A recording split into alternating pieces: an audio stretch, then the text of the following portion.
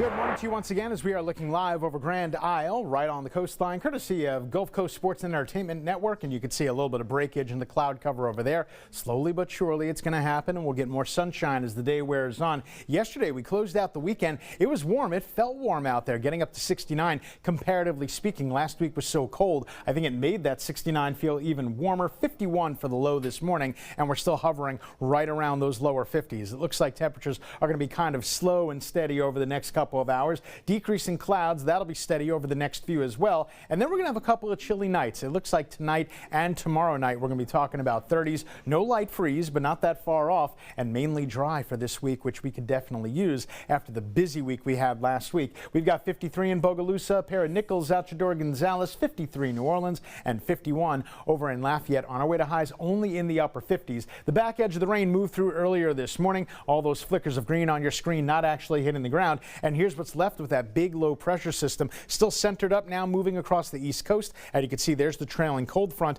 and some rough weather, rain changing to snow up to the north in the mid-Atlantic states. Meanwhile, we've got more dry, stable air that's starting to filter into the area, and that's going to bode well over the next couple of days. As for the clouds that we're seeing now, if the graph has anything to say about it, they say that by the time we get to the noon hour, the lunch hour, we should see the clouds either completely go away, or at least we'll have a decent clearing. Then we'll get high temperatures in the upper 50s, so we're not going to warm up too much. And then there are the low temperatures as we start tomorrow morning. We're going to be in the mid 30s in town and very close to a freeze. I would say a brief light freeze possible around New Roads, maybe up to Macomb. But if you don't want to protect all the peas, you don't have to. Just take care of pets and people. That should be good enough right there. Stalled out front's going to be draped on top of us as we get to Friday into the weekend, but it's not really going to cause that much in the way of our next rain chance. So even in the next 7 days, we really don't see that much in the way of any kind of rain chance. And here are the rain amounts. They are definitely going to be low. I would say nothing whatsoever to a trace to maybe less than 1/4 of an inch.